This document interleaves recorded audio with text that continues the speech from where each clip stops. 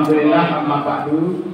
Bapak Ibu guru yang sama-sama saya hormati, Bapak Kepala SMA yang sama-sama kita izinkan kami pada kesempatan hari ini untuk menyampaikan diseminasi program pendidikan guru penggerak. Dalam hal ini aksi nyata modul 1.4 ya. Ini masih modul 1 dan subnya itu ada 4 ya. Yang pertama sudah terlewatkan ada 3 materi. Nah, ini aksi nyata yang keempat yang kami buat. Yang sebelumnya dalam bentuk video-video yang presentasi, kalau ini langsung video pelimbasan kepada Bapak Ibu guru, yaitu budaya positif. Nah, kalau berbicara budaya positif, apa yang terlintas di pikiran kita sebagai Bapak Ibu guru? Kira-kira beda kan? Akhlak. Oke, tarik 1 akhlak. Ada lagi? Gotong royong. Gotong royong. Disiplin. Disiplin. Terus disiplin, berani, dan setia. Tidak sadar bisa masuk semuanya. Itu budaya positif semua yang kita sadar. Oke. Jadi Bapak Ibu guru, sebelum kita mengetahui apa itu budaya positif, inilah capaian umum yang ingin diharapkan dari modul 1.4. Yang pertama, kita memahami pendidikan, konsep pendidikan Ki Hajar Dewantara. Ya, konsep pendidikan Ki Hajar Dewantara itu adalah berpihak pada murid. Bahkan bahasanya di sana lebih ngeri lagi, menghamba pada murid. Bahasanya menghamba pada murid, tapi ini agak diperhalus lagi, berpihak pada murid. Apapun yang dilakukan oleh Bapak Ibu guru, baik di dalam kelas maupun di luar kelas, usahakan titik fokusnya adalah berpihak pada murid, baik itu dalam mengajar, membimbing, membina, dan segala macam. Yang kedua adalah melakukan evaluasi dan refleksi terkait praktik disiplin dalam pendidikan. Ya, praktik disiplin dalam pendidikan. Nah, apakah kita juga sebagai guru sudah memiliki budaya atau disiplin yang positif itu, atau memang kita fokuskan kepada siswa saja? Bahkan kalau siswa yang tidak disiplin kita ancam dengan hukuman. Awas kamu sering kita. Nah, ini bagaimana nanti kita akan lihat. Yang ketiga, memahami peran sebagai guru untuk membangun budaya positif dengan menerapkan konsep disiplin positif di dalam berinteraksi dengan murid. Jadi nanti kita bisa lihat apakah hukuman itu adalah salah satu cara untuk mendisiplinkan siswa atau tidak. Nah, nanti kita akan bisa melihat di sini. Nah, capaian khususnya yaitu guru penggerak, calon guru penggerak mengenal konsep budaya positif yang di dalamnya terdapat konsep perubahan paradigma stimulus, dan ada 5 kebutuhan dasar manusia, 5 posisi kontrol guru, dan segitiga distribusi. Nah, 3 motivasi kita sebagai guru ini, posisi kita yang mana? Apakah takut karena hukuman, karena ingin dipuji, atau memang kesadaran diri kita hadir tepat waktu mengajar di dalam kelas dengan baik? Kalau kita takut ditegur oleh Bapak Kepala, takut ditegur oleh guru siasat, nanti kita lihat di mana posisi kita sebagai guru. 3 teori motivasi guru dalam mengajar. Selanjutnya ada 5 posisi kontrol. Nah, kita yang mana nanti? 5 posisi kontrol kita. Apakah kita sebagai pendukung, ataukah kita sebagai pembantu, atau sebagai yang lainnya? Ada 5 posisi kontrol sebagai seorang guru. Menyusun langkah-langkah strategis aksi nyata yang efektif dan mewujudkan kolaborasi dengan seluruh pemangku kepentingan sekolah. Jadi guru penggerak ini bagaimana kita berkolaborasi. Pertama, mendisiplinkan siswa, sama-sama menanamkan disiplin positif kepada siswa, sama-sama membangun siswa, sama-sama kita juga berpihak kepada siswa. Jadi semua elemen, bukan hanya seorang guru penggerak. Kalau hanya kami misalnya, tidak mungkin ini bisa terjadi. Dengan siswa kita yang cukup banyak, ya, dengan lingkungan kita juga di sini gabung juga dengan disiplin.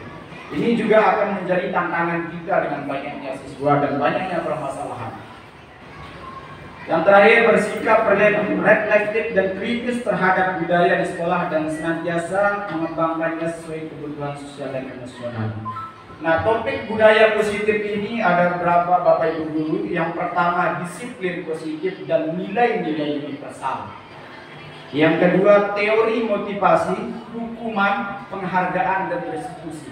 Nanti kita bisa lihat yang mana hukuman, yang mana penghargaan, yang mana konsekuensi, yang mana restitusi. Yang mana yang pas kita bisa terapkan di siswa kita atau di sekolah kita. Nah, nanti kita bisa lihat. Yang ketiga, keyakinan kelas atau keyakinan sekolah. Ya, dengan keyakinan kelas ini kita mengajak siswa lebih bertanggung jawab, lebih menyadari dirinya, bukan karena kita yang paksa. Nah, nanti kita akan bahas satu-satu. Yang keempat, 5 posisi kontrol, dan yang terakhir adalah segitiga restitusi. Segitiga restitusi ini Bapak Ibu guru, gambarannya adalah bagaimana kalau ada permasalahan kita memecahkan masalah itu ya dengan siswa. Kita masuk di budaya positif. Budaya positif merupakan perwujudan dari nilai-nilai atau keyakinan universal yang diterapkan di sekolah. Budaya positif ini Bapak Ibu guru diawali dengan perubahan paradigma tentang teori kontrol. Selama ini barangkali kita sebagai guru merasa berkewajiban mengontrol perilaku siswa agar memiliki perilaku sesuai yang guru harapkan. Perwujudannya, guru sering memberikan hukuman kepada siswa yang melakukan kesalahan dan memberikan imbalan terhadap perbuatan baik yang dilakukan siswa. Nah, budaya positif di sekolah adalah nilai-nilai keyakinan dan kebiasaan-kebiasaan di sekolah yang berpihak pada murid agar murid dapat berkembang menjadi pribadi yang kritis, berhormat dan bertanggung jawab. Meskipun segala kegiatan yang kita lakukan di sekolah adalah menghamba atau berpihak kepada murid, tapi titik tekannya adalah tetap agar menumbuhkan siswa yang hormat dan bertanggung jawab. Kemudian disiplin positif. Jadi disiplin positif biasanya kalau kemarin terkait dengan hukuman. Jadi disiplin positif ini adalah makna disiplinnya dulu belajar kontrol diri dan menggali potensi kita agar tercapai tujuan dia, yaitu sesuatu menjadi seorang yang kita inginkan berdasarkan nilai-nilai yang terkait. Sedangkan disiplin positif, nah ini yang kita akan coba terapkan, suatu cara penerapan disiplin tanpa kekerasan. Bagaimana kita ini?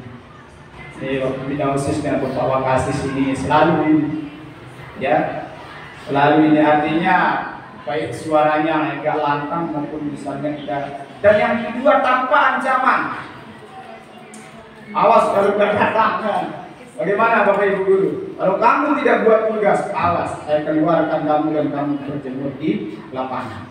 Betul apa tidak? Betul. Ini bagaimana kemudian ke depan kita bisa terapkan dengan langkah-langkah yang ada tentunya, tidak serta-merta dan memang membutuhkan waktu yang agak lama. Tapi kenapa tidak kita mencoba di sekolah kita? Ya, apalagi ini pengimbasan. Ya, apalagi kami yang sudah diberikan ilmunya lalu kemudian kami tidak jalankan ini, kabur maktan illallah, ini repot. Yang dalam praktiknya melibatkan komunikasi tentang perilaku yang efektif antara guru dan siswa. Nah, jadi yang paling ditonjolkan adalah bagaimana komunikasi. Bapak Ibu guru, dalam penerapan disiplin positif ini, siswa diajarkan untuk memahami konsekuensi dari perilaku mereka. Selain itu, disiplin positif juga mengajarkan siswa tentang tanggung jawab serta rasa hormat dalam berinteraksi dengan lingkungannya.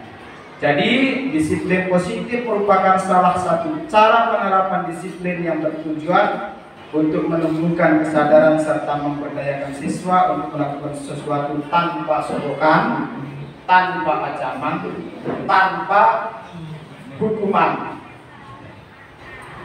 Berat apa tidak, Bapak Ibu? Berat apa tidak?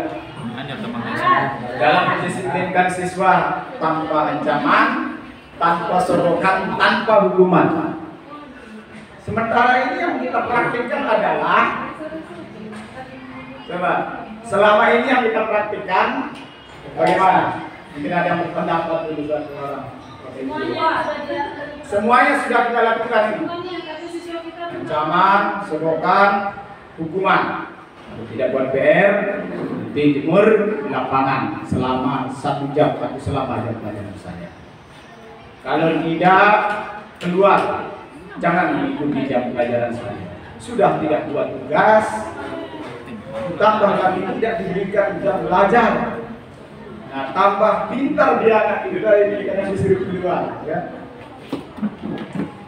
Nah, ini kemampuan kita bagaimana? Disiplin positif membuat siswa mengerti bahwa ketika ia merapikan kamar kelasnya atau ruang kelasnya, maka ia akan merasa nyaman bukan karena akan dihukum oleh gurunya jika tidak melakukannya atau karena ingin mendapatkan pujian. Ya Bapak Ibu guru, ya. Nah, ini nilai-nilai kebajikan universal adalah sifat ini yang kita mau tanamkan adalah sifat-sifat universal, ya. Positif manusia yang merupakan tujuan dia yang diinginkan dicapai oleh hidup ini. Nah, Bapak Ibu guru, segala bentuk kegiatan kita di sekolah diharapkan itu harus mencerminkan dimensi profil pelajar Pancasila. Nah, inilah yang dibentuk-bentukkan oleh Menteri Pendidikan Mas Nadiem yang saat ini, yaitu profil pelajar Pancasila. Kami juga dengan Pak Kepala dan Bapak Wakil Kurikulum juga sudah mengikuti in-house training profil pelajar Pancasila. Tinggal penerapan-penerapannya, tinggal penguatan-penguatannya, dan tinggal pengembangannya yang kita akan coba laksanakan bertahap demi tahap. Apa saja profil pelajar Pancasila? Yang pertama adalah kebinekaan global. Ya, bagaimana kita ketahui bahwa kita siswa kita ini berasal dari desa, berasal dari dusun, bahkan berasal dari suku yang berbeda. Ada Sasak, Samawa, ada suku Bojo, dan bahkan ada suku yang lain. Ya, sehingga tidak ada praktik-praktik bullying lagi di SMA ini Suralaga kalau sudah siswa kita memahami dimensi pelajar profil Pancasila yaitu berkebinekaan. Yang kedua, bergotong royong. Hal ini biasa. Yang ketiga, siswa kita diharapkan kreatif, ya, termasuk kita sebagai Bapak Ibu guru kreatif dalam mengajar, siswa kita juga kreatif dalam belajar.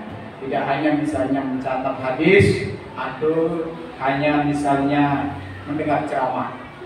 Ya, jadi bagaimana kreatifnya kita sebagai Bapak Ibu guru bersama siswa. Bernalar kritis, mandiri, dan beriman bertakwa kepada Tuhan Yang Maha Esa. Nah, ini Bapak Ibu guru, teori motivasi perilaku manusia, terutama kita sebagai guru. Makanya saya mengatakan tadi di awal, di mana kita dari ketiga teori kita sebagai guru, teori motivasi kita hadir ke sekolah mengajar sebagai guru, kira-kira kita yang mana? Apakah kita menghindari ketidaknyamanan atau hukuman atau takut ditegur? Yang kedua, apakah kita berada di posisi yang kedua untuk mendapatkan imbalan? Takut nanti kalau kita masuk, nanti kalau kita dikurangi, jam kita dikurangi, itu termasuk misalnya. Yang ketiga, untuk menghargai diri sendiri. Tanya, Bapak Ibu guru kita di mana ya? Bu Puji yang nomor berapa? Nomor 3. Terus Bapak Ibu guru yang lain? Ini teman-teman yang Bapak Ibu guru muda kita ini, di mana posisinya kira-kira hadir ke sini? Nomor 2. Yeah. Terus Pak Sopa di mana posisinya saat ini? Di belakang. Di belakang. Iya. Jadi kita menyadari posisi kita di mana. Ya, apa yang akan terjadi apabila saya tidak melakukannya? Kalau saya tidak datang ke sekolah, jangan-jangan dia kena SP kan. Ya, tahun ajaran baru jangan-jangan jam 3 di bulan, atau jangan-jangan kita tidak diberikan jam. Negara Pindang. Nah, teori kita, teori motivasi. Yang kedua, ya mendapatkan imbalan. Kalau saya hadir, ya akan mendapatkan cuan dan segala macam. Yang ketiga, untuk menghargai diri sendiri. Saya akan menjadi orang yang seperti apa bila saya lakukan. Dua motivasi di atas itu berasal dari eksternal. Ya, bisa saja karena ketakutan kita terhadap pimpinan atau rekan sejawat. Nanti saya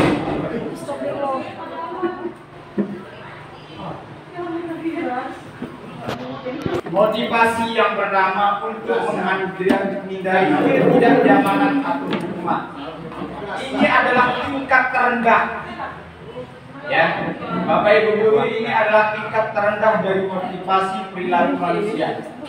Biasanya orang yang motivasi perilakunya ini menghindari hukuman atau ketidaknyamanan akan bertanya apa yang akan terjadi bila saya tidak melakukannya. Sebenarnya ini adalah menghindari permasalahan yang mungkin muncul dan berpengaruh pada mereka secara fisik, psikologis maupun tidak terpenuhinya kebutuhan mereka bila mereka tidak melakukan tersebut. Yang kedua, tidak mendapatkan imbalan atau penghargaan dari orang lain. Ini adalah yang satu tingkat di atas yang pertama tadi. Nah, yang ketiga adalah untuk menjadi orang yang mereka inginkan dan menghargai diri sendiri dengan nilai-nilai yang mereka percaya. Bapak Ibu guru, orang dengan motivasi ini akan bertanya, akan menjadi orang seperti apa bila saya melakukannya. Mereka melakukan suatu karena nilai-nilai mereka yakini dan hargai, dan mereka melakukannya karena mereka ingin menjadi orang yang melakukan nilai-nilai yang mereka yakini. Ini adalah motivasi yang akan membuat seorang memiliki disiplin positif karena motivasinya berperilaku bersifat internal bukan eksternal. Nah, Ki Hajar Dewantara menyampaikan bahwa merdeka itu adalah merdeka itu adalah tidak hanya terlepas dari perintah, tapi juga cakap atau pandai memerintah diri sendiri. Artinya bukan tekanan orang lain saja, tapi dia juga mau bagaimana membuat dirinya sendiri sadar akan kewajiban tugas dan fungsinya. Itulah hakikatnya merdeka menurut Bapak Pendidikan kita. Nah, kita akan beralih kepada hukuman, konsekuensi, dan restitusi. Nah, Bapak Ibu guru, bisa kita lihat perbedaan antara hukuman dan konsekuensi. Yang pertama, kalau hukuman, sesuatu yang menyakitkan harus terjadi. Anak-anak kalau dihukum pasti ada timbul di dalam hatinya sakit hati, ya, bisa sakit fisik juga karena kalau terlalu berat. Hukumannya adalah bisa itu terjadi. Sedang pada konsekuensi, sesuatu harus terjadi tapi tidak menyakitkan. Yang kedua, hukuman membuat anak sakit fisik, hati untuk jangka waktu yang lama. Kalau konsekuensi membuat anak merasa tidak nyaman dalam jangka waktu yang pendek. Nah, sebelum kita lanjut, menurut Bapak Ibu guru, hukuman itu seperti apa dan konsekuensi itu perbedaannya apa kira-kira? Secara pengertian. Secara pengertian, hukuman dan konsekuensi ini bagaimana Bapak Ibu?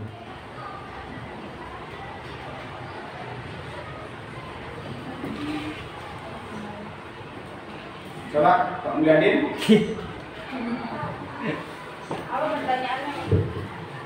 Kalau secara pengertian, hukuman dan konsekuensi ini apa maksudnya? Ini kan perbedaan-perbedaannya. Kalau hukuman itu hanya timbal baliknya. Kalau konsekuensinya dulu. Konsekuensi itu kan berdampak kepada diri sendiri dan juga orang lain. Artinya itu lebih. Sedangkan hukuman itu hanya bertitik balik ke siswanya doang. Yang terhukum. Ya, hukuman. Kalau bahasa hukumnya yang terdakwa. Ah, Oke, ada yang lain Bapak Guru? Konsekuensi langsung apa yang mereka keliru melakukannya langsung mereka memperbaikinya. Contoh, siswa kita membuang air di lantai. Konsekuensinya adalah mereka bersikap. Itu konsekuensi. Mereka tidak buat tugas, kita suruh buat tugas. Biasanya kita kalau mereka tidak buat PR, kita suruh keluar, berdiri di lapangan, itu hukuman. Jadi konsekuensinya adalah kesalahannya mereka perbaiki, ya. Atau mereka apa bahasa kita? Ya, itu yang menjadi ganjarannya, itu yang menjadi balasannya, bukan di luar kesalahan yang mereka lakukan. Jadi kita lanjut. Nah, kalau hukuman ini sifatnya paksaan, ya, paksaan. Dan yang ketiga, anak membenci kedisiplinan. Kalau konsekuensi, anak mulai menghargai kedisiplinan. Selanjutnya, konsep diri yang buruk. Kalau konsekuensi, konsep diri yang baik. Anak belajar menyembunyikan kesalahan. Anak belajar untuk mematuhi peraturan. Selanjutnya, kadang-kadang kalau anak dihukum akan marah, merasa bersalah, kadang-kadang dipermalukan, diajak oleh temannya kan, diajak oleh temannya, misalnya tidak buat tugas, berdiri di depan, kaki diangkat satu, tangan di atas, diajak kan. Nah ini, anak tidak merasa dihargai, sudah datang ke sekolah, gara-gara tidak buat tugas disuruh keluar, tidak belajar. Kehilangan hak, dibuat tidak nyaman, diasingkan untuk sementara. Nah, sekarang Bapak Ibu guru, kita akan refleksi sedikit dari pemahaman kita yang tadi. Tinggal Bapak Ibu guru angkat tangan, mencatat 100 kali dalam buku kalimat. Dalam buku kalimatnya, saya tidak akan terlambat lagi karena terlambat ke sekolah. Ini menurut Bapak Ibu guru, tanda tangan ya, hukuman atau konsekuensi.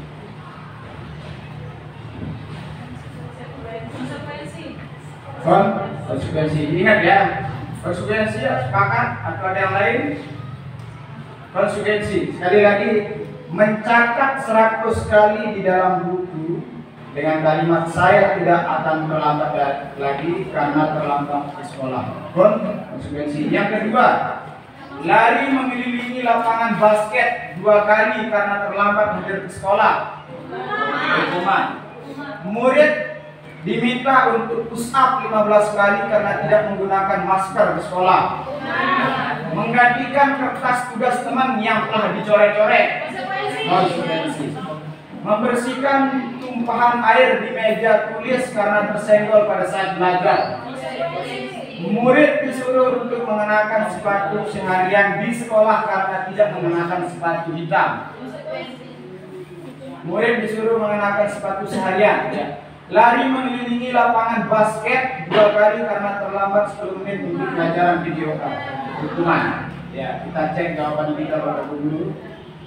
Ya, ternyata yang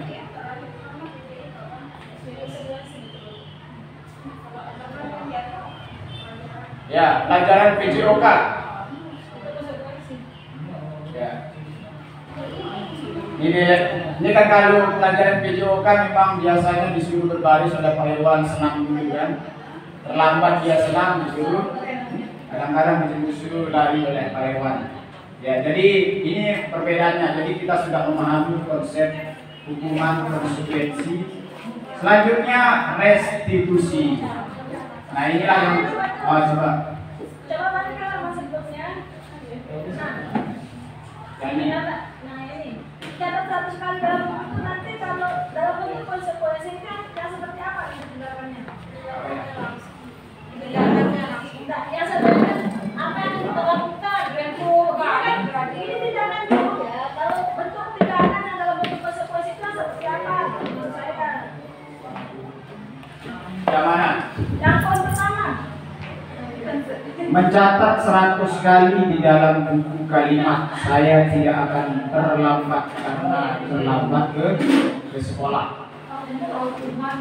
Ya. Tadi konsekuensinya hukuman. Maksudnya begini, benar memang itu tindakan dalam bentuk hukuman ya. Kalau menurut yang saya tanyakan, tindakannya seperti apa kalau itu tidak konsekuensi gitu maksudnya. Ya, silakan Bapak Ibu Guru. Ada yang menanggapi, misalnya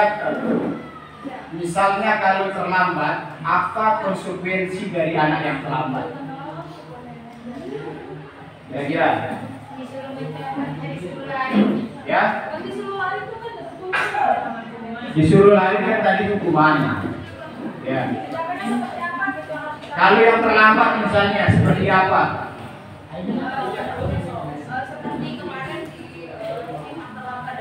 Ya, siap. Terlambat datang, terlambat hilang. Jadi budaya konsekuensi itu sudah diterapkan oleh teman-teman Bina Usis, ya, bahwa anak yang terlambat datang kita terlambatkan pulang. Tapi itu pun lebih positif lagi, yaitu dengan membaca Al-Quran. Jadi mereka terlambat dari temannya pulang, ya 20 menit kalau tidak salah atau 2 surat kita suruh baca di musola.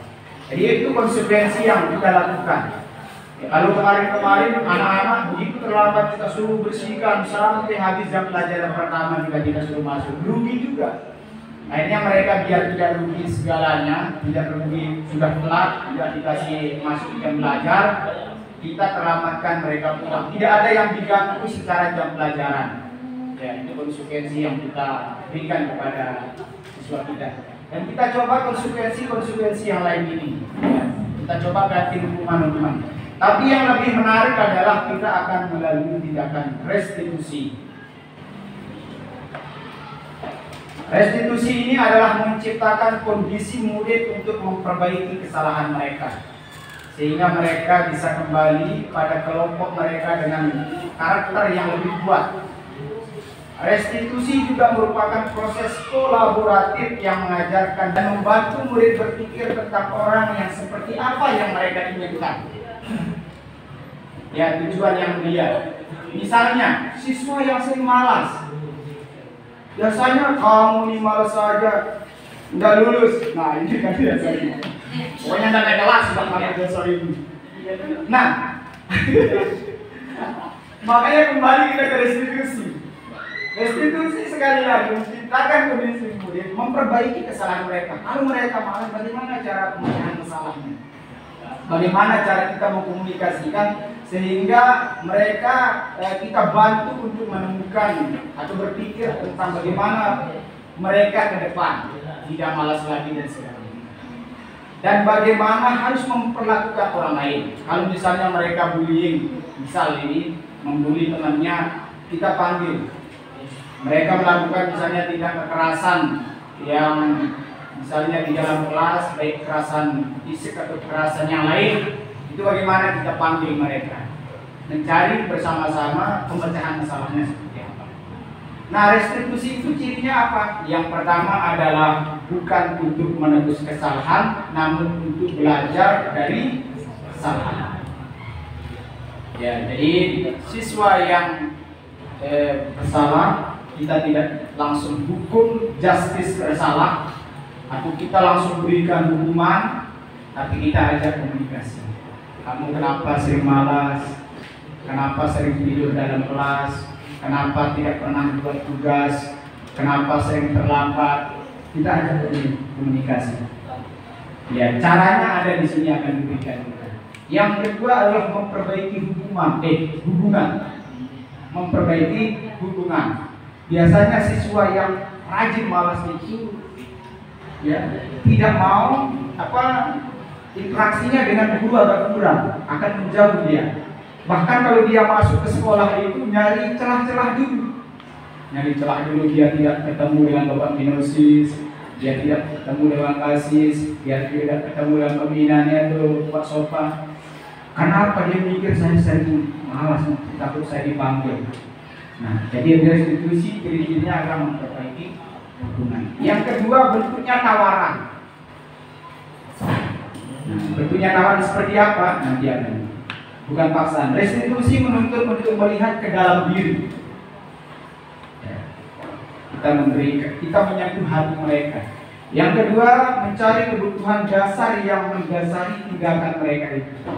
Kira-kira kenapa mereka sering malas? Apakah ada kebutuhan dasar yang mereka belum terpenuhi atau bagaimana? Nah, itu kita coba perdalam. Yang kedua, yang selanjutnya adalah restitusi ini cara yang paling baik. Fokus pada karakter bukan tindakan. Ya, jadi kita coba membangun karakter mereka bukan dalam bentuk hukuman seperti tadi. Fokus pada solusi. Dan yang terakhir, mengembalikan murid yang berbuat salah pada kelompoknya. Nah, jadi bagaimana dia aktif kembali, dia misalnya meskipun ini rekomendasi kita berhentikan, kita tidak naikkan, bagaimana mereka dikembalikan. Bapak Ibu Guru, selanjutnya kita keyakinan kelas ini adalah sesi yang akan berakhir. Ini yang kita akan mau coba, dan ini sudah kami praktikkan di dalam kelas kemarin. Ambilan videonya juga, yaitu membentuk keyakinan kelas.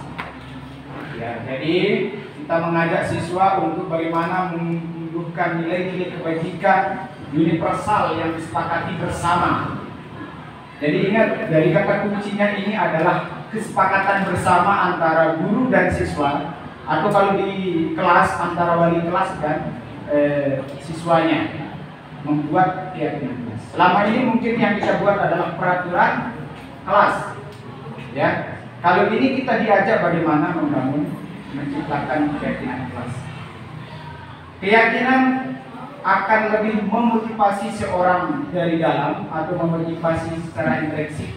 Seorang akan lebih tergerak dan bersemangat untuk menjalankan keyakinannya daripada hanya sekedar mengikuti serangkaian peraturan. Nah, jadi kalau peraturan bedanya biasanya dari atas, dari kita. Nah, kalau ini diajak kita bagaimana membuat keyakinan kelas yang berasal dari kita dan dari siswa dan kolaborasi dengan Bapak Ibu. Nah, ini ciri-ciri keyakinan kelas Bapak Ibu Guru. Nanti kita harapkan Bapak Ibu wali kelas bisa membuat keyakinan kelas masing-masing di kelasnya. Yang pertama, bersifat lebih abstrak daripada peraturan yang lebih rinci dan konkret. Yang kedua, keyakinan kelas berupa pernyataan-pernyataan universal yang dibuat dalam bentuk kalimat positif. Maksudnya kalimat positif itu adalah dilarang.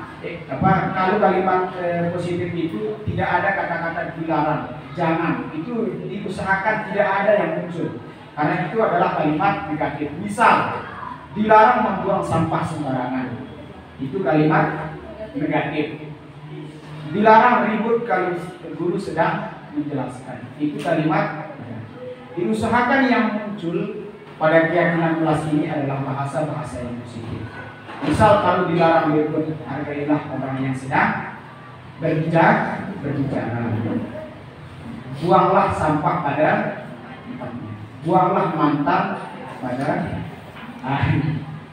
Yang ketiga adalah keyakinan kelas tidak dibuat dalam jumlah yang banyak, ya, sehingga mudah diingat dan dipahami oleh semua orang.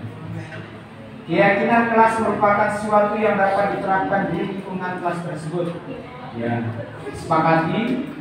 Dan yang terakhir adalah siswa yang diajak memberikan masukan. Kemarin ada 21 siswa yang muncul, usulan mereka itu adalah 50 usulan dari hasil curah pendapat yang kita lakukan. Dari 50 itu kita hanya kelompokkan menjadi 5. Kita kelompokkan menjadi 5. Keyakinan kelas ditinjau setiap berkala atau dari waktu ke waktu. Nah, ini Bapak Ibu Guru, perbedaan peraturan bahasa dari peraturan kelas dengan keyakinan kelas. Misalnya selalu kembalikan buku ke tempatnya. Nah, ini di sini ya hewannya. Jadi Pak Irwan sampai membuat warning, sampai membuat warning. Bentuk keyakinannya adalah bertanggung jawab. Di mana mengambil buku, disitulah tempatnya. Jangan ngambil bukunya di sini, ditumpuk di sini. Itu maksudnya bertanggung jawab. Baik yang meminta anak-anak mengambil buku atau anak yang mengambil buku. Taruhlah selalu kembalikan ke tempatnya. Keyakinan kelasnya adalah bertanggung. Yang kedua adalah dilarang mengganggu orang lain. Ini kan dalam bentuk kalimat negatif. Positifnya adalah menghormati orang atau hormati orang lain. Yang ketiga, hadir di sekolah 15 menit sebelum pembelajaran dimulai. Ya, ini adalah komitmen atau menghargai waktu. Menghargai orang lain juga menghargai waktu. Karena kalau telat datang ke sekolah itu lama kita. Misal ini, ya kalau di Pusaka memang agak lama. Anak-anak sampai jam 7 masih kadang sebagian yang datang. Sehingga anak lama menunggu untuk pelaksanaan sholat duha. Ya, makanya kalau kita tidak mau berlama-lama sama Pak Irwan, meskipun 10 kita sudah sholat duha. Karena anak-anak yang terlambat tidak menghormati temannya yang datang lebih pagi. Dilarang melakukan kekerasan. Ya, keyakinan kelasnya adalah keselamatan. Karena kalau misalnya ada kekerasan pasti ada yang tersakiti, baik sakit fisik maupun psikis. Dan juga itu tandanya tidak menghormati. Peraturan dilarang menggunakan narkoba. Ya berarti keyakinan kelasnya itu karena kesehatan. Bergantian atau menunggu giliran, menghormati orang lain dan bersabar. Dan seterusnya Bapak Ibu.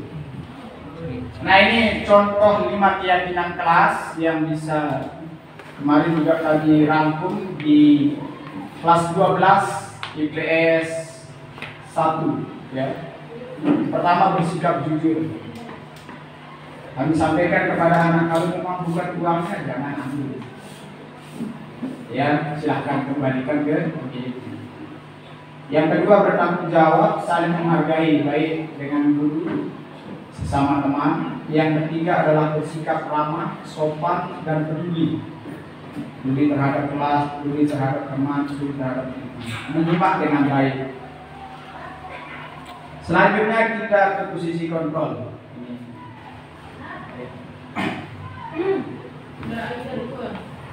Ya, 5 posisi kontrol kita sebagai guru sekarang kita berada yang mana? Nah, saya hari ini bersama Pak Irwan mungkin posisi kami lebih ke penghukum karena sering menghukum siswa. Ya, sering memberikan ancaman kepada siswa. Kalau Bapak Ibu guru insya Allah yang lain, teman. Ya tergantung sekarang kita. Kira-kira bedanya di mana? Apakah kita menghukum, membuat rasa bersalah, kamu ini saya sudah baik sama kamu lagi buat kesalahan. Sudah dibaikin, sudah kita bicara, itu pembuat merasa. Teman, ya. Kita lanjut posisi yang pertama, guru sebagai penghukum. Posisi kontrol ini masih diterapkan oleh beberapa guru. Beberapa guru itu kita semua. Dengan anggapan hukuman mempercepat adalah penyelesaian masalah tanpa memikirkan dampak buruk yang timbul. Seorang penghukum biasanya melontarkan pertanyaan-pertanyaan menyakiti, disertai gestur menunjuk-nunjuk, menarik-tarik dan melodot. Tapi sayang saya tidak bisa melodot kan. Itu penghukumnya dia yang melodot dulu. Menunjuk-nunjuk dia. Ayo Pak. Nah, misalnya. Dampak posisi kontrol tersebut, murid dapat menjadi pendendam, pemberontak, menyalahkan orang lain. Dampak lebih buruknya, murid akan mengalami keterpurukan mental seperti lunturnya rasa percaya diri dan kesedihan yang berlebihan. Apakah ada Bapak Ibu guru di posisi ini atau tidak ada? Ya, saya masih saat ini di guru juga ya, karena sering ya. Yang kedua adalah guru pembuat merasa bersalah. Pada posisi ini guru akan berkata lebih lembut. Guru akan menciptakan keheningan yang membuat orang lain merasa tidak nyaman serta bersalah, bahkan rendah diri. Ya. Posisi kontrol tersebut berdampak pada penilaian diri yang buruk. Murid akan merasa bersalah dan tidak berharga. Tidak seperti dampak posisi menghukum, murid dapat menumpahkan segala amal. Ya. Ini Pak saya baca. Oke. Pada posisi kontrol ini, guru tidak akan menyakiti murid, namun akan tetap berupaya mengontrol melalui persuasi. Guru akan bersikap akrab, berkata ramah, dengan gestur merapat pada murid dan tersenyum menyenangkan. Dampak posisi kontrol ini dapat positif dan negatif. Positif dapat menjalin hubungan baik antara guru dan murid, sedangkan negatifnya akan muncul rasa ketergantungan murid terhadap guru. Di samping itu, murid akan merasa dikecewakan apabila suatu saat guru tidak dapat membantunya.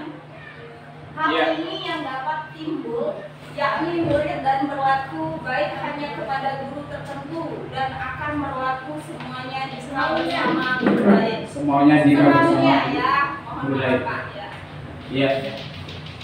Contoh ini. Ini contoh ini Bu Puji ya. Aku mah Bu Puji yang lain senggol apa kalian? Senggol dong. Ya. Aku mah Bu Puji yang lain kemana? Nah, kayak itu. Apa bahasanya saya lupa ya. Nah jadi di posisi ini memang positif negatifnya ada. Seperti yang tadi kita lebih akrab antara murid dan guru. Tapi kalau misalnya guru tersebut tidak ada, ya, seperti bahasa kita, saya nggak semangat, nggak ada guru ini, nggak ada guru itu, nggak ada Pak Guru Harpauzi yang menyemangati. Kalau di posisi ini negatifnya di situ ya. Nah jadi pasti ada kalau di posisi ini ya Bapak Ibu guru. Berapa persen kira-kira teman Bapak Ibu guru yang memposisikan diri sebagai teman berharga? Pak Irwan di posisi mana? Aminani kita di posisi mana? Posisi ketiga. Enggak, belum. Belum. Semuanya. Ya, udah teman. Random ya. Kita lanjut ke pemantau. Nah, kalau ini mengawasi, guru bertanggung jawab atas perilaku murid-murid yang diawasi. Posisi pemantau berdasarkan peraturan-peraturan dan konsekuensi dengan menggunakan sanksi dan konsekuensi. Guru dapat memisahkan hubungan pribadi dengan murid. Posisi tersebut berawal dari teori stimulus respon yang menunjukkan tanggung jawab guru dalam mengontrol murid. Seorang pemantau sangat mengandalkan penghitungan, catatan, dan data yang dapat digunakan sebagai bukti atas perilaku seorang. Nah, kalau di posisi ini saya rasa banyak juga. Guru sebagai manajer, ya, guru sebagai yang mana guru sebagai manajer ini, posisi ini guru akan melakukan sesuatu bersama murid. Ya, kalau ada kesalahan, memanggil siswa, mengkomunikasikan, mempersilahkan murid mempertanggungjawabkan perilakunya, mendukung murid agar dapat menemukan solusi atas permasalahannya sendiri. Pada posisi ini murid diajak untuk menganalisis kebutuhan maupun kebutuhan orang lain. Di sini penekanannya bukan pada kemampuan membuat konsekuensi, namun bagaimana dapat berkolaborasi dengan murid dan memperbaiki kesalahan yang telah dilakukan. Nah, dengan memposisikan diri sebagai manajer, ini sudah saya share videonya pada bulan yang lalu. 5 posisi kontrol seorang guru. Ya, cara permasalahannya, cara komunikasinya seperti apa. Nah, ini perbedaannya Bapak Ibu guru, 5 posisi kontrol tersebut. Ya, kalau posisi menghukum biasa kita menyakiti, menyindir. Kalau kamu tidak melakukannya, awas, ya, rasakan. Kalau kamu tidak, ya, memberontak, menyalahkan, ya hasilnya mereka akan memberontak, kadang menyalahkan, kadang juga berbohong, ya, kadang juga berbohong. Siswanya.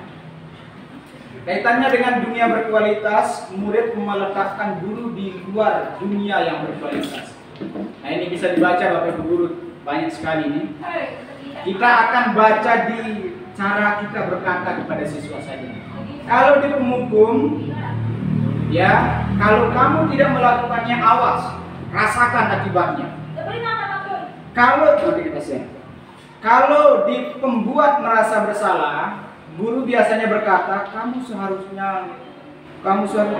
kan sudah tahu, ibu lelah sekali mengatakannya kepadamu, stres ibu kalau kamu begini terus.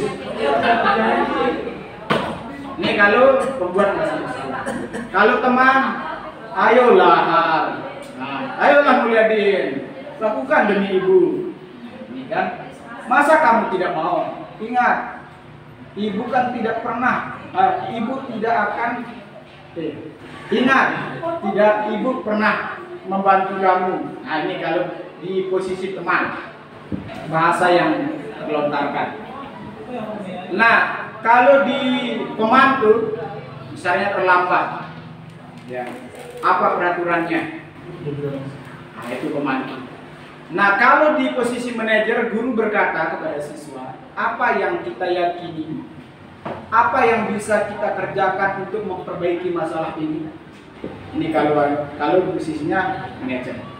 Jadi memanggil siswa, mengatakan apa keyakinan kelas yang diyakini, yang kedua apa yang bisa kita lakukan untuk memperbaiki agar jangan terlambat, misalnya agar jangan malas terus. Nah, kalau di posisi murid berkata, nah ini kalau di posisi penghukum, murid akan berkata, biarkan saja. Kalau bahasa kita alurkah, menghukum-hukumkah, kayak itu ya, sambil malam. Yang kedua, di pembuat merasa bersalah, siswa mengatakan maafkan saya, yang di posisi teman saya pikir bapak ibu teman saya. Ya, ketika misalnya sewaktu-waktu disalahkan oleh guru yang sebagai teman, saya kira bapak ibu guru teman dekat saya, ternyata sama saja dengan guru yang lain. Yang pemantau, berapa banyak bintang yang harus saya peroleh, berapa halaman yang harus saya tulis. Nah kalau di posisi manajer, Pak, bagaimana cara saya agar bisa memperbaiki keadaan ini? Kalau di sisi manajer, begitu Bapak Ibu guru, karena kecil katanya. Kita terakhir dari yang terakhir ini, 5 kebutuhan dasar. Yang pertama, bisa saja ini yang tidak terpenuhi, makanya siswa kita melakukan hal-hal yang tidak di sekolah. Pertama, kebutuhan bertahan hidup, ya, survival, yaitu kebutuhan berkaitan dengan fisik, makan, tidur, tempat tinggal. Kadang kan kita jumpai ada siswa yang mengambil uangnya di kelas, melapor, Pak, uang saya diambil oleh itu. Bisa saja karena kekurangan belanja, ya ada hal yang tidak terpenuhi, bisa saja kebutuhan bertahan hidup. Yang kedua, kebutuhan cinta dan kasih sayang, ya. Kadang kita kan memperhatikan siswa yang prestasi saja kan. Nah, siswa yang tidak berprestasi itu ada berdoa-doa. Ya, dari siswa yang tidak berprestasi itu, lalu kita berdaya ini penerimaan kita, kasih sayang kita tidak tersentuh kepada mereka. Ini bisa saja karena itu mereka banyak melakukan permasalahan di sekolah. Bisa jadi juga kebutuhan penguasaan, pengakuan akan kemampuan.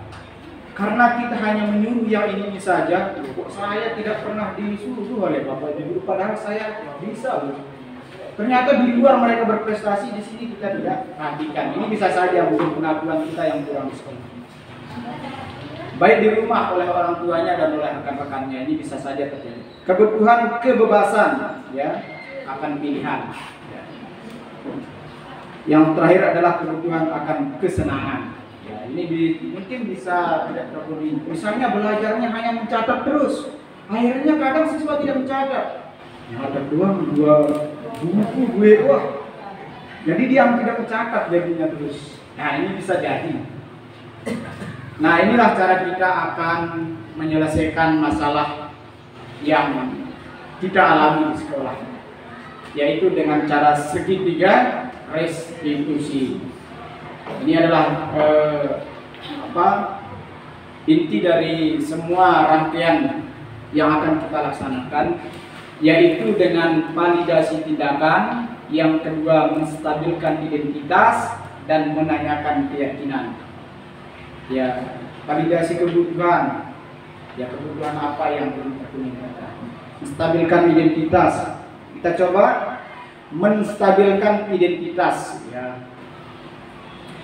Bertujuan untuk mengubah identitas anak dari orang yang gagal melakukan kesalahan menjadi orang yang sukses.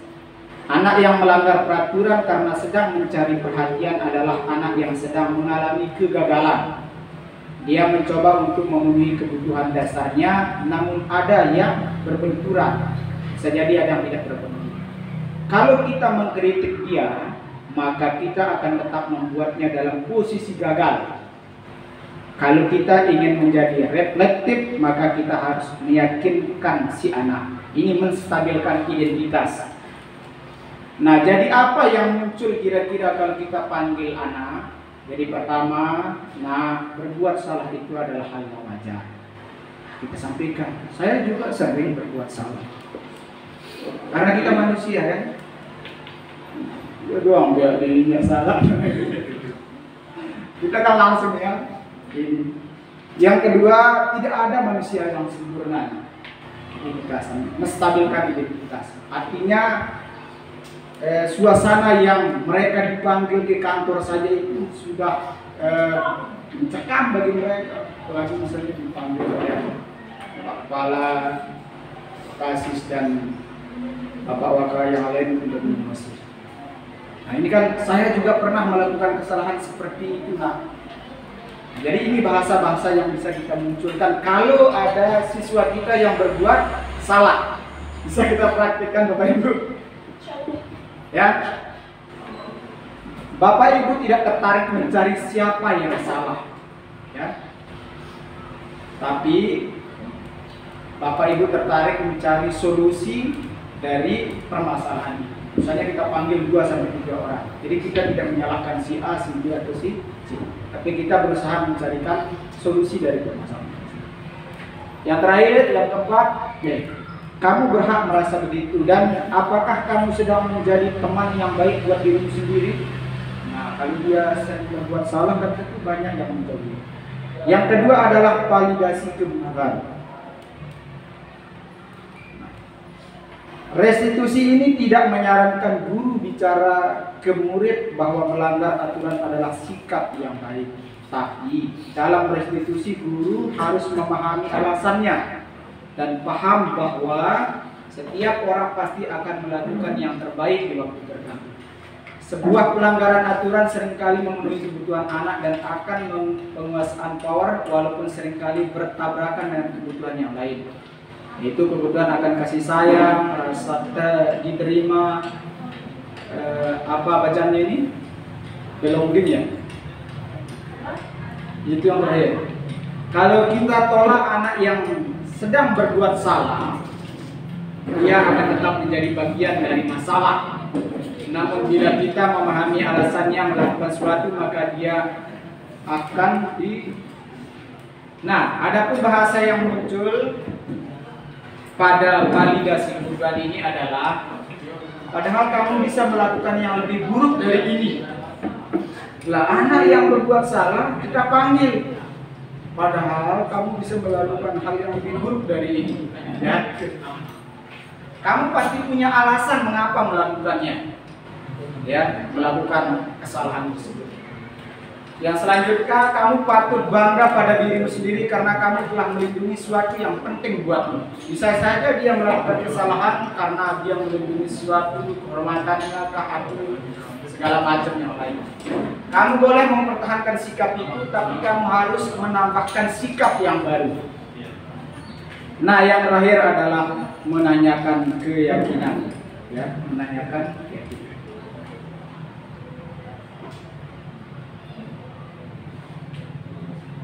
Nah, teori kontrol bahwa kita pada dasarnya termotivasi secara internal ketika identitas sukses telah tercapai. Langkah 1, tingkah laku yang telah divalidasi, dan langkah 2, maka anak akan siap untuk dihubungkan dengan nilai-nilai yang dia percaya dan berpindah menjadi orang yang dia inginkan. Pertanyaan yang muncul bisa saja, apa yang kita percaya dari keyakinan kelas atau keyakinan keluarga kita kalau di rumah? apa nilai-nilai umum yang telah kita sepakati kalau kita bersama-sama menyepakati keyakinan kelas. Yang ketiga, apa bayangan kita tentang kelas yang ideal. Yang terakhir, kamu mau jadi orang seperti apa ke depan. Kita berikan mereka pilihan. Thank you. Terima kasih. Ada pertanyaan atau ada tanggapan dari Bapak Ibu guru, silahkan. Silahkan Pak Dena.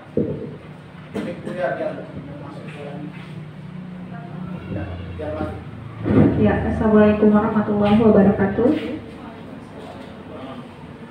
Tadi sudah dijelaskan 5 kontrol, posisi kontrol sebagai guru. Yang pertama adalah yang mana? Sebagai penghukum. Kemudian yang kedua, pembuat merasa bersalah. Yang ketiga, teman, pemantau, dan manajer. Pertanyaan saya adalah posisi kontrol yang 5 ini yang mana termasuk posisi kontrol terbaik yang layak untuk dijadikan posisi kontrol oleh guru supaya kita bisa dikatakan sebagai guru profesional seperti itu. Hanya itu yang pertanyaan saya. Assalamualaikum warahmatullahi wabarakatuh. Ada Bapak Ibu yang lain? Ya, terima kasih. Ya, jadi 5 posisi kontrol yang paling baik menurut yang bisa diterapkan di sekolah. Kalau kita melihat narasi yang tadi sudah kita sama-sama lihat dan dengarkan, bahwa segitiga restitusi ini menginginkan posisi kontrol yang kelima, yaitu posisi manajer. Ketika anak bermasalah, kita ajak berkomunikasi, kita ajak bersama-sama mencari solusi. Kita ajak bersama-sama meninjau kembali keyakinan kelas mana yang mereka yakini. Nah, jadi posisi yang kelima sebagai manajer inilah yang diharapkan, ya, yang diharapkan pada diri kita sebagai guru. Ya, tidak lantas misalnya kalau ada anak yang bermasalah, kita tidak menyalahkan, kita tidak menghukum, kita tidak mengesampingkan mereka itu, mengasingkan mereka dari kita. Tapi kalau ada anak yang bermasalah, kita ajak komunikasi. Bila perlu komunikasinya bukan hanya kepada siswanya, tapi juga kepada orang tuanya. Makanya yang kita lakukan itu juga bagus ketika misalnya kita memanggil orang tua langsung bersama anaknya, kita ajak komunikasi. Nah, minggu kemarin kita sudah panggil berapa orang tua dari siswa-siswi kita yang banyak malas, banyak yang membuat misalnya kesalahan, yang mereka di depan orang tuanya tidak bisa berbohong lagi. Contoh, anak kita sering berangkat sekolah dari rumah tapi tidak nyampe sekolah. Nyampenya kemana? Itu kita panggil. Padahal kita sudah kasih uang belanja. Nah, ada bapak orang tuanya. Jadi sekali lagi, posisi yang diharapkan, ya, kalau memungkinkan kita bisa melakukannya adalah posisi yang kelima, yaitu guru sebagai manajer. Nah, guru sebagai manajer inilah yang mempraktikkan segitiga restitusi itu, ya. Tadi validasi tindakan, terus menstabilkan identitas. Ini bisa dilakukan 2 atau 3, tidak mesti semuanya. Yang 3 ini, validasi menstabilkan identitas, validasi tindakan, dan menanyakan keyakinan, ini tidak mesti semuanya dilakukan, tergantung berat dan tidaknya permasalahan siswa. Kalau misalnya tidak terlalu berat, bisa 2, ya, bisa 1, menanyakan keyakinan kelasannya. Tergantung berat atau ringannya permasalahan yang kita hadapi di siswa. Itu saja. Ada lagi Bapak Ibu guru? Kalau cukup saya minta 1 saja refleksi, atau 2, Bapak guru 1, Ibu guru 1, ya. Diambil refleksi terhadap materi yang saya sampaikan ini. Kira-kira menurut Bapak Ibu guru apa?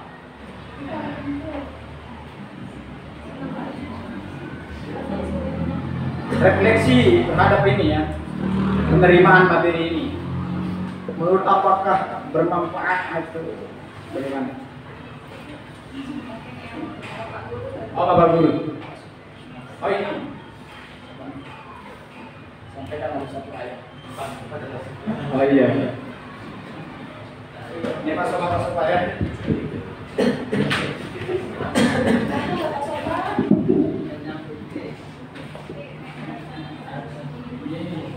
Siap.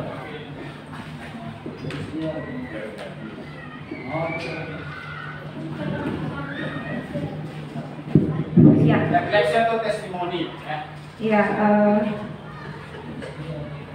sebagai perwakilan untuk refleksi ya atas apa yang disampaikan oleh guru penggerak kita Bapak Turmaweni tadi, bahwa ada beberapa hal yang perlu menjadi pembelajaran kita sebagai guru. Yang pertama adalah konsep pendidikan Ki Hajar Dewantara yang berfokus pada siswa. Kemudian posisi kontrol sebagai guru, yang dimana posisi kontrol ini yang dapat digunakan adalah posisi kontrol guru sebagai manajer.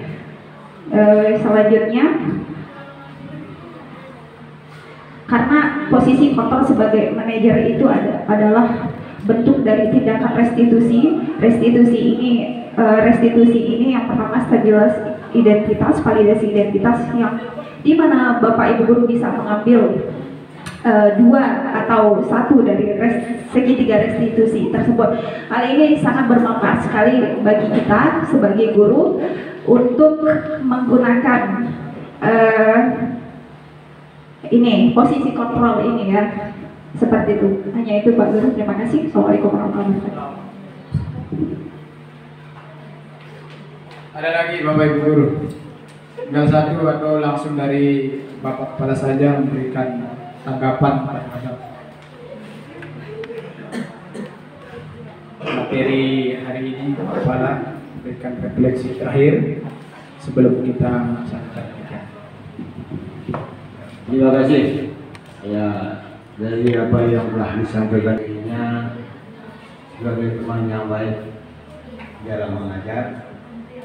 Yang kedua, saya sebagai teman tentunya guru juga bisa dijadikan sebagai kontrol. Yang terakhir manajer itu yang paling utama. Ya, tapi yang paling penting, yang utama tumbuhkan dulu rasa kesenangan, bahagia bagi anak didik kita, barulah proses belajar mengajar bisa dilakukan.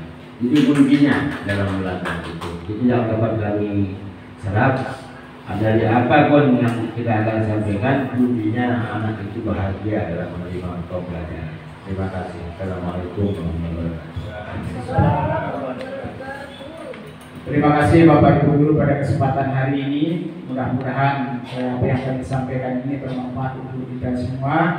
Tentunya banyak kekurangan ya di penyampaian materi ini, karena semestinya ini kita akan laksanakan di ruang, bisa satu persatu bisa mengamalkan, mempraktikkan apa yang sudah kita terima hari ini perlahan tapi pasti. Tentu dalam penyampaian ini banyak kekurangan yang kami sampaikan. Jadi untuk itu kami mohon maaf yang sedalam-dalamnya, dan terima kasih atas perhatian Bapak Ibu guru pada kesempatan hari ini. Kami akhiri dengan ucapan Allahumma bil wal hadi ila sabil rasad. Assalamualaikum warahmatullahi wabarakatuh. Waalaikumsalam warahmatullahi wabarakatuh. Assalamualaikum warahmatullahi wabarakatuh. Waalaikumsalam. Alhamdulillah, wassalatu wassalamu ala rasulillah. Bagaimana kabar teman-teman sekalian? Semangat hari ini? Mantap ya. Jadi anak-anak sekalian, kita harus tetap semangat dalam belajar.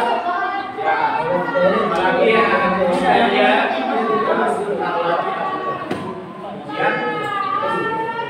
Sebelum kita anak-anak sekalian pada kesempatan hari ini, Bapak akan mengajak anak-anak sekalian membuat keyakinan kelas. Ya, tahu keyakinan kelas? Ya, apa keyakinan kelas?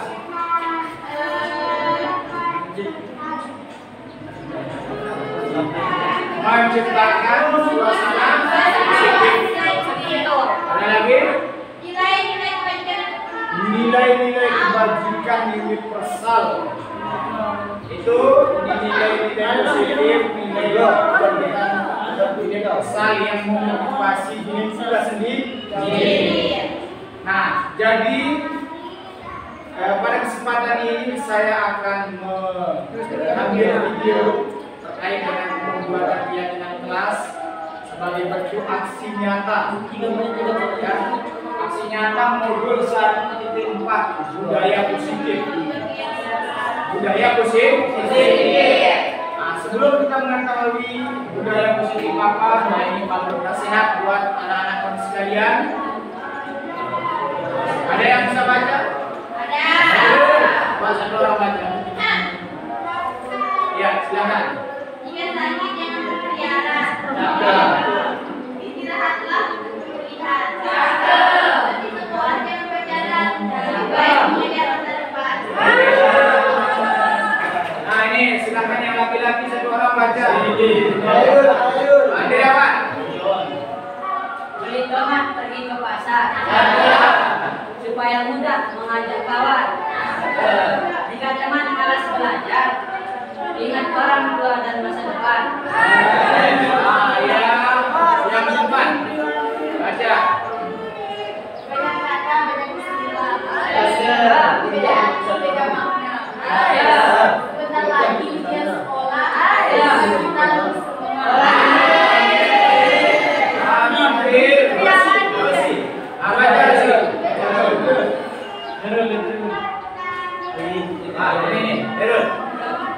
Bangun pagi yang suka sekolah. Di perjalanan mereka macam pendidikan bukan soal cerdas, tapi cari ilmu yang bermanfaat. Jadi itu beberapa pantun nasihat buat anak-anak kami sekalian bahwa jangan malas belajar. Ingat orang tua dan usaha. Yang kedua, sekolah bukan soal sekedar ijazah, tapi juga adalah ilmu yang bermanfaat. Nah, jadi kalau memungkinkan anak-anak kami sekalian tidak pacaran di usia sekolah atau saat belajar, silahkan bisa ditinggalkan, ya. Karena ini menyangkut masa depan. Nah, ini anak-anak sekalian, apalagi yang menjelang ujian dan berharap anak-anak kami lulus semua. Tidak ada yang dicuri sebelum ujian sekolah. Tidak ada yang memilih kartu atau surat nikah daripada memperoleh ijazah. Nah, ini budaya positif. Jadi kita mencoba di SMA ini Suralaya ini menghadirkan budaya positif ini perwujudan nilai-nilai atau keyakinan universal yang diterapkan di sekolah. Budaya positif diawali dengan perubahan paradigma dengan tentang teori kontrol. Selama ini mungkin barangkali kita sebagai merasa berkewajiban mengontrol perilaku siswa akan memiliki perilaku yang sesuai dengan harapan. Perwujudannya, guru sering memberikan hukuman pada siswa yang melakukan kesalahan dan memberikan imbalan terhadap perbuatan baik. Artinya apa? Jadi diharapkan dengan adanya budaya positif ini timbul langsung dari kesadaran siswa. Kesadaran siswa.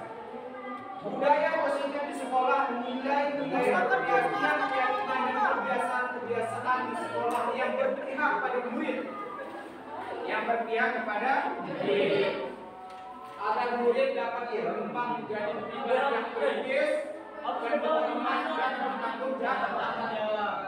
Jadi ingat bahwa anak-anak kami sekalian di sekolah ini ada guru dan ada murid.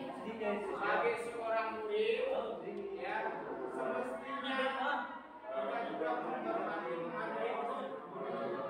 Yang kedua, memberikan rasa tanggung jawab yang tinggi sebagai seorang pelajar. Komit terhadap atau keyakinan kelas. Disiplin positif juga mengajarkan siswa tanggung jawab serta rasa hormat dalam berinteraksi dengan lingkungan. Jadi kalau sudah disiplin positif, maka dia akan lebih menghormati. Kalau muncul dari diri kita sendiri, ingat Ingat, disiplin positif itu muncul dari diri kita sendiri. Kalau kita masih acuh tidak bertanggung jawab.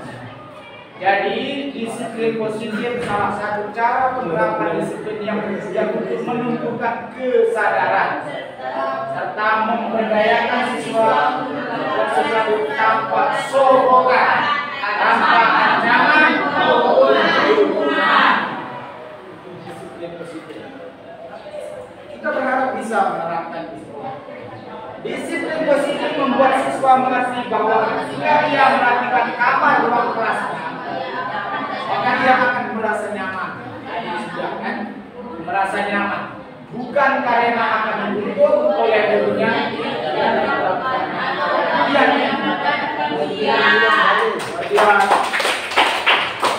kemudiannya pun luar biasa, tidak mengharapkan. Tapi dia sadari bahwa itu kewajiban, maka dia akan lakukan. Itu tujuan disiplin positif ini. Makanya materi ini akan kita sampaikan di semua kelas bertahap. Nah, ini nilai.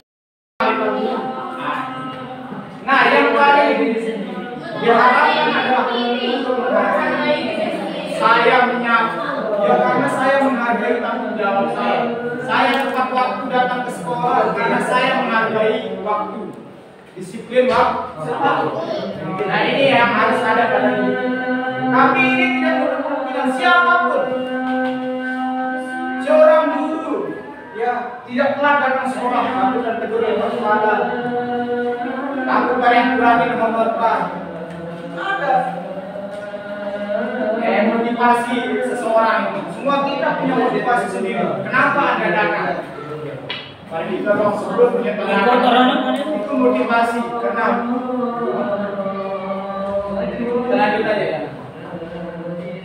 Nah, ini menurut Ki Hajar Dewantara, disiplin itu artinya merdeka.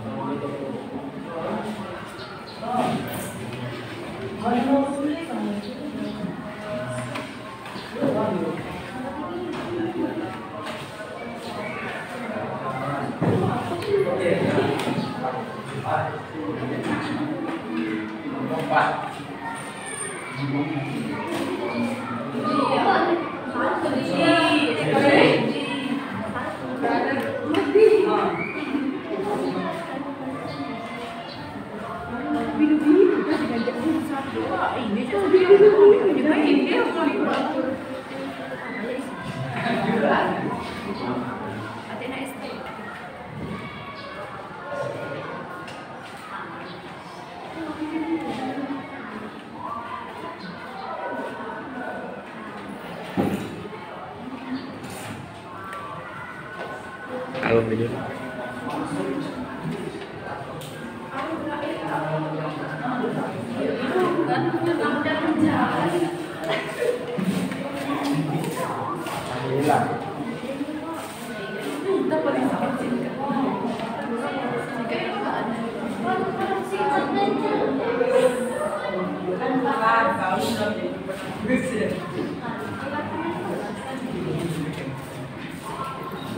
Kita baca ini.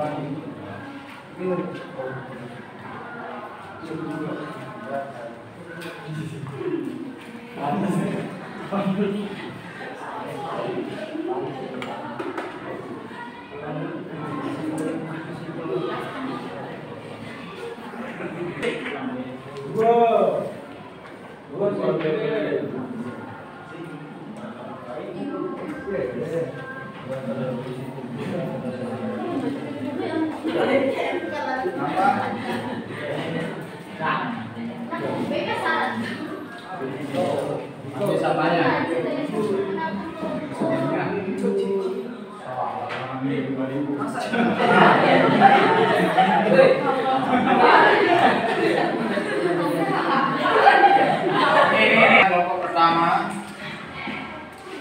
siapa yang mewakili?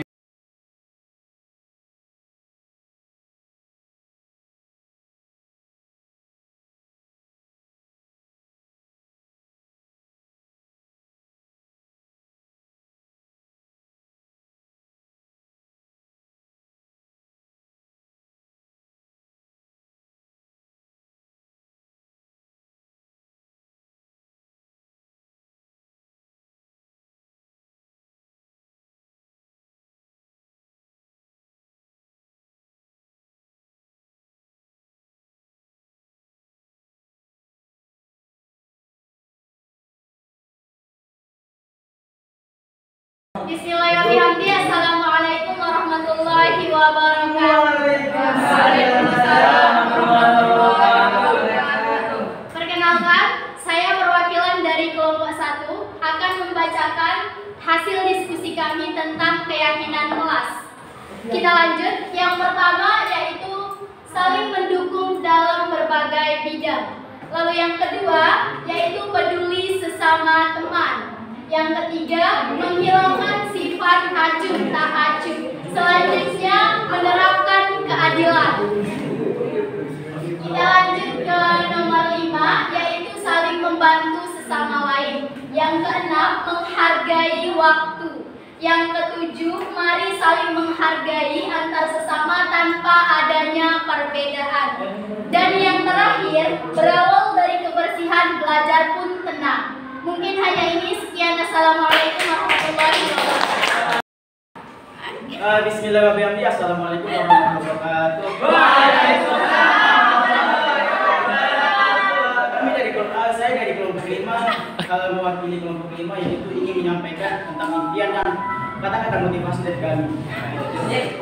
Yang pertama yaitu membangun kelembagaan agar semua kita di dalam kelas 9 bisa saling berkomunikasi dan tidak canggung satu sama lain. Dan yang kedua, bersama-sama saling merangkul dan sama-sama saling mendukung satu sama lain. Dan yang ketiga, buanglah rasa malasmu dan ingat, ada orang yang lebih capek memikirkan biaya sekolah. Yang keempat, istiqomahlah dalam memilih tempat duduk. Dan yang kelima, tetap semangat belajarnya, jalani prosesmu tanpa banyak protes. Karena kesuksesan itu semuanya butuh proses. Gak ada yang nyata atau bermalas-malasan dalam mencapai kesuksesan. Jangan senang, jangan capek karena belajar. Ingat, ada orang yang lebih capek daripada dirimu. Yaitu orang kamu yang telah yang berusaha mencari sekolahmu. Dan yang ketujuh, saling menghargai setiap guru ataupun siswa agar pelajaran dapat berjalan lancar dan nyaman. Dan yang kedelapan, membangun rasa positifmu, hilangkan rasa negatifmu. Dengan kelas atau apa yang sudah didiskusikan, jadi ada saya tangkap menjadi beberapa poin ya. Yang pertama di sini yaitu sikap bertanggung jawab. Nanti di mana yang bertanggung jawab ya? Yang kedua komitmen, ya komitmen. Yang punya jadwal tulis harus nyapu dong, harus komitmen. Yang ketiga, jadi kita harus menata kelas kita kreatif, ya kreatif ya. Oke ya. Jadi siswa juga harus kreatif. Nah, jadi kalau ada guru yang sedang menjelaskan, kalau ada teman yang sedang berdiskusi, kita harus mendengarkan, menyimak dengan baik, menghargai dengan baik, untuk saling menghargai. Saling menghargai. Nah, ketika ada sesuatu juga kita harus saling membantu. Ada teman yang misalnya membutuhkan bantuan, kita harus membantu. Bahasa yang biasa kita katakan bergotong royong. Nah, dan kita juga harus saling menghargai satu sama lain tanpa harus memandang suku dan harus ada toleransi kita. Kita harus memiliki rasa toleransi. Kalau dalam bahasa globalnya berkebinekaan, ya. Berkebinekaan. Oke. Nah sekarang satu persatu coba kita pilih. Kita akan urutkan di sini. Yang bertanggung jawab yang mana?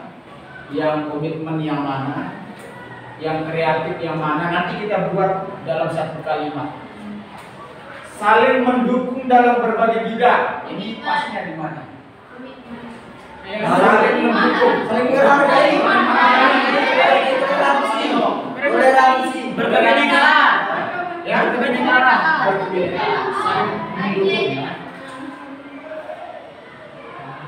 Nggak apa-apa nanti saya izin di berkebinekaan, toleransi. Bahasa global, peduli sesama teman. Kebinekaan. Berkebinekaan bisa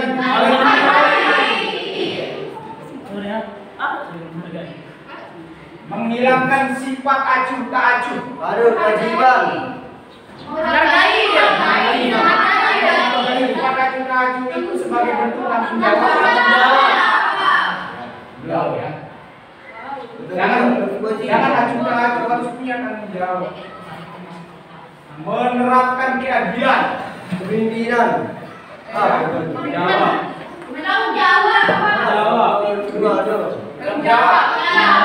Komitmen. Saling membantu sesama.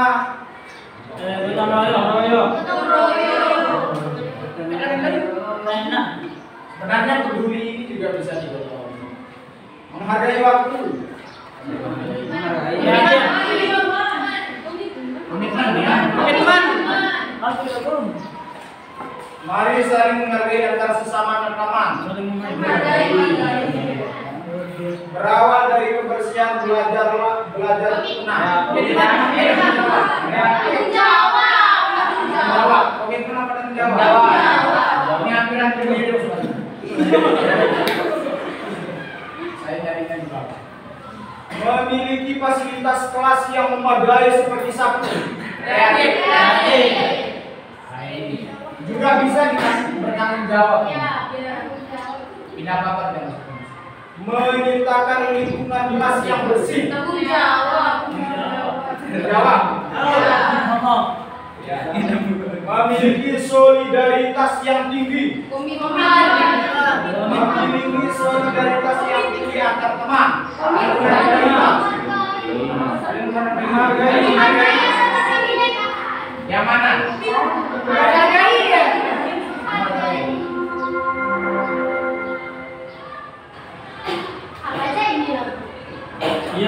Memiliki solidaritas, kepedulian. Peduli ini bisa bergotong royong. Membuat karya-karya seni.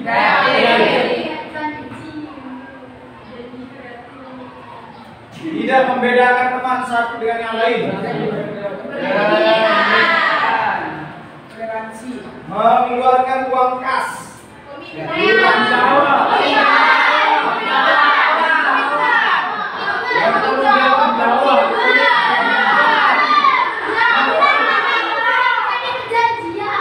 Komitmen atau tanggung jawab? Mana? Tanggung jawab. Harus bertanggung jawab. Ya. Tapi harus komit juga. Kekompakan antar teman. Kompak.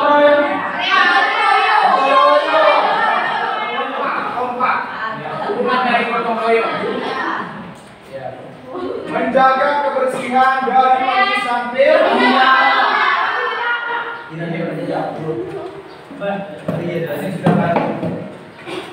kalau ada guru yang menjelaskan di depan kita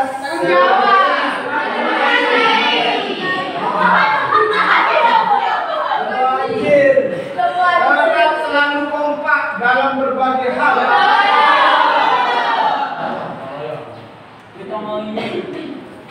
Menanamkan sikap kreatif dan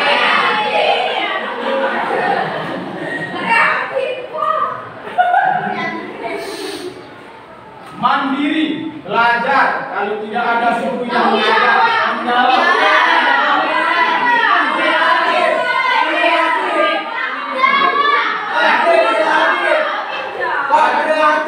Ketika kosong jam, ya kita harus belajar.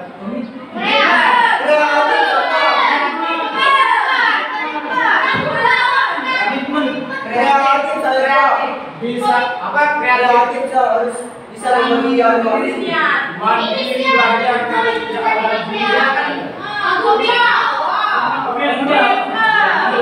Jawab atau apa?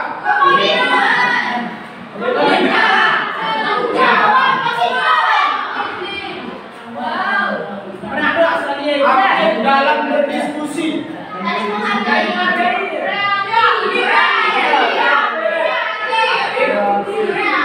Kalau aktif, ini kreatif. Aktif dalam diskusi.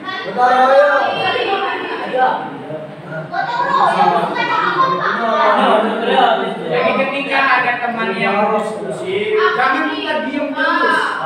Itu bentuk ya kita saling menghargai kalau ada teman yang berdiskusi. Menanamkan sikap toleransi.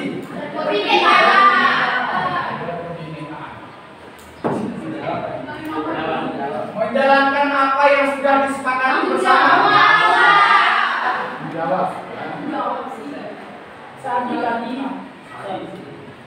Hargai guru.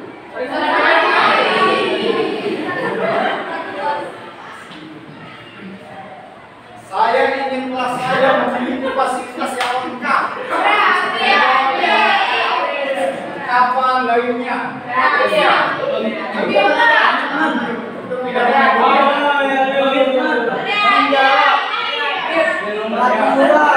Untuk tidak menyebutkan toilet masing-masing.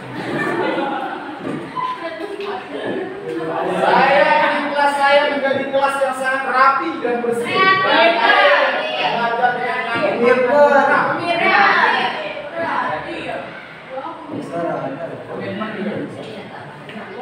saya ingin sebelum pulang semua kita membersihkan kelas.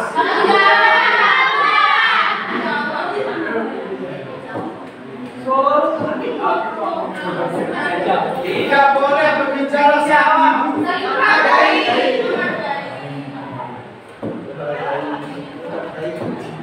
Menjaga kebersihan kelas adalah cara kita menghargai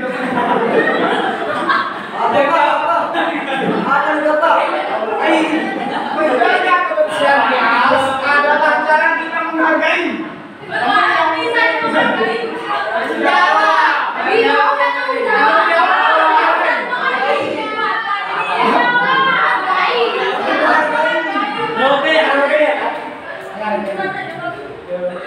Ini tembakannya saya menghargai.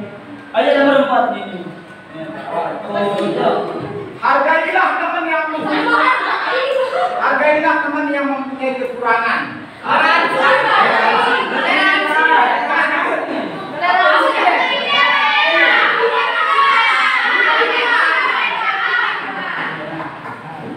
Soalnya hargai semua. Tidak gaji. Jangan sia-siakan waktumu. Belajar untuk hal-hal yang tidak berguna bagimu. Komitmen.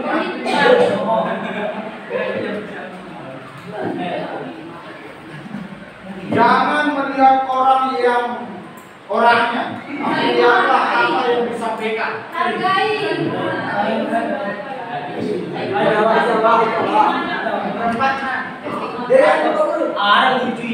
Ya, bangun kekompakan agar semua kita di dalam kelas bisa saling berkomunikasi yang baik. Membangun kekompakan. Sini ya. Bersama-sama saling merangkul.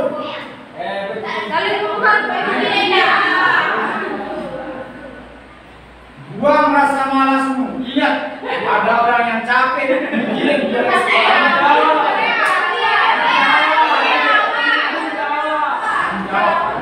Ayo bertanggung jawab.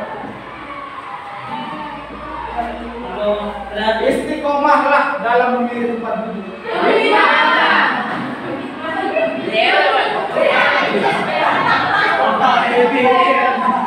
Tetap semangat belajarnya. Jalani proses tanpa banyak protes. Karena kesuksesan itu semuanya butuh proses. Jangan ada yang ini instan. Ya.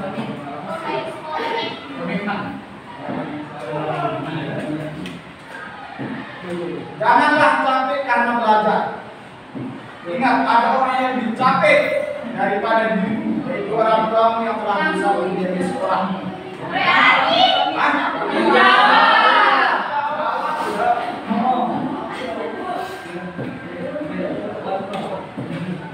Bisa saja menghargai, menghargai orang tua, kan?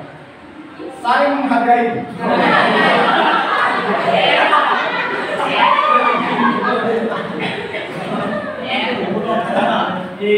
Yang terakhir, kembangkan rasa positifmu, hilangkan rasa negatif. Kembangkan rasa positif. Kembangkan. Mau ditaruh di kreatif, Mami? Kreatif.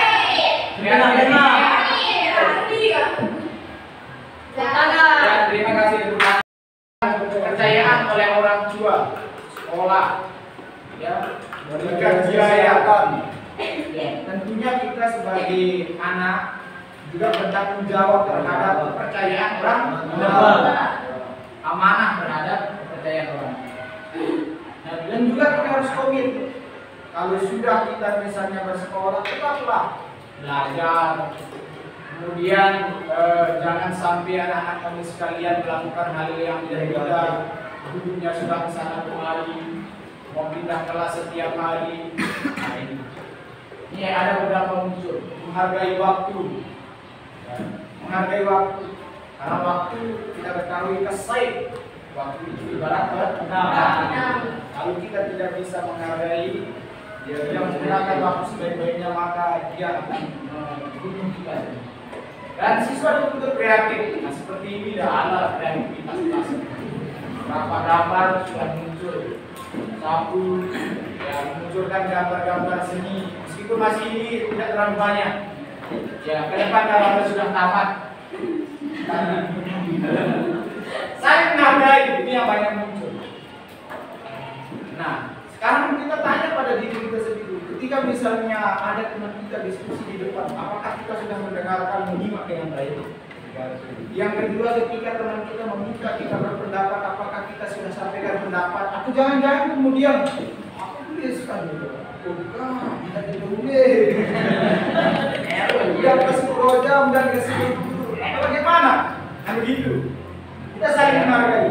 Atau jangan-jangan guru kita sedang menjelaskan, kita tidur di belakang. Apakah ini sudah tertanam rasa saling menghargai pada diri kita? Sekarang kita introspeksi dulu bahwa kelas yang kita inginkan itu adalah saling menghargai. Saya yakin di antara Anda sekarang ini sudah tidak ada yang saling menafikan.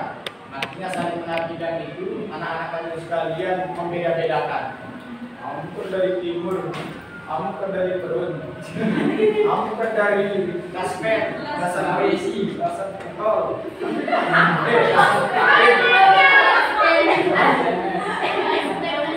Nah, jadi sudah tidak ada yang saling membeda-bedakan. Kita sudah memiliki wawasan atau berkebinekaan global, punya rasa toleransi terhadap teman kita sendiri, ya, punya toleransi. Ada bahasa teman kita yang berbeda, tidak kita ejek-ejek lagi, tidak kita bully-bully lagi seperti yang ditempel oleh teman-temannya. Itu adalah stop bullying. Karena apa? Seorang pelajar yang punya dimensi pelajar, profil pelajar Pancasila itu adalah, ya, mereka tidak saling membuli. Baik membuli asal temannya di mana, bahasanya seperti apa, yang kemudian ukurannya seperti apa. Ini banyak ini. Kita saling ngejek bahasa. Sering kita saling ngejek bahasa. Kemudian kita saling ngejek alamat. Aduh, anak-anak dulu aja. Ngawis wah. Ini sering. Nah, ini jangan sampai kemudian ini muncul. Karena apa? Karena satu dimensi profil pelajar Pancasila itu adalah berkebinekaan, bahwa Indonesia ini beragam suku, beragam ras, beragam bahasa. Yang paling banyak bahasanya itu adalah Indonesia. Ayo, Suralaka tidak jauh dengan Dasar Kapin, dengan perubahannya. Bahasa sudah beda. Perun, antara perun yang satu dengan perun yang lain, dekat dengan Majuret, beda semua bahasa. Beda, satu kawasan, satu desa malah. Kita lihat perun, Majuret, tapi bahasanya beda. Beda. Kalau Majuret bahasa Suralaka, kalau perun bahasa teman-teman Dasar Kapin. Beragam. Tapi di Anjani lebih seragam lagi di Anjani. Ya, dengan komunitas banyaknya mahasiswa, banyaknya siswa, banyaknya tulakolima. Beda-beda yang Lombok Tengah sekian bahasa, Lombok Timur saja sekian bahasa. Lagi bahasa Lampung beda lagi. Jadi beragam. Tapi kita diminta Jangan sampai hal-hal itu menjadi budaya. Makanya stop bullying di lingkungan. Nah, kita juga bergotong royong, saling membantu. Ya, yang punya jadwal komisaris, ya ingat komit dengan jadwal komisarisnya. Bertanggung jawab dengan jadwal komisarisnya. Ada temannya yang punya tugas. Jangan sampai kemudian itu menjadi alasan kita misalnya, ya yang perempuan saja sudah menyiapkan tugasnya. Ya, saya tanya bahwa menyapu itu bukan tugas perempuan saja. Tugas hakiki perempuan itu ada melahirkan. Itu kodratnya itu. Menyusui. Kodratnya menyusui. Mengandung. Kalau sekedar memasak, menyapu, merapikan, itu sama kita. Kalau perempuan itu ingat kodratnya yang tidak bisa dirubah itu adalah mengandung, ya, mengandung, melahirkan. Mungkin Anda melahirkan lagi. Setelah melahirkan, bukan sampai di situ dia bertanggung jawab. Tidak mungkin Anda menyusui yang laki-laki. Yang kedua, yang kodrat. Laki-laki berbeda kodrat. Jadi ingat. Sehingga apa? Nah, kalau pantas tidak Allah kalau sekedar melahirkan dia perempuan, kalau laki-laki. Kalau yang selain itu kerjaan yang dilakukan oleh laki-laki bisa dilakukan oleh perempuan. Pekerjaan yang dilakukan oleh perempuan boleh juga dikerjakan oleh laki. Misalnya nyuci piring. Itu kan bukan kodrat perempuan. Laki-laki bisa kan? Memasak. Laki-laki bisa, perempuan juga bisa. Bukankah koki handal di Indonesia ini Master Job itu adalah apa namanya? Master Chef. Zuma itu adalah seorang laki-laki hebat. Laki-laki banyak. Malah juri-juri Master Chef itu adalah laki-laki yang lebih banyak. Lalu kemudian kenapa kita harus mengatakan bahwa memasak itu adalah Bilangkah kalau Anda kemah, Anda sering masak sendiri. Tapi pas di rumah. Jadi itu kira-kira. Jadi anak-anak sekalian, nah kira-kira bisa tidak kita buatkan kalimat dari 5 kata ini sehingga ini menjadi keyakinan kelas kita. Misal, nih, bertanggung jawab. Apa bahasanya bertanggung jawab? Positif. Harus positif sekali. Ya. Kira-kira apa? Bertanggung jawab. Ada yang bisa buat kalimatnya?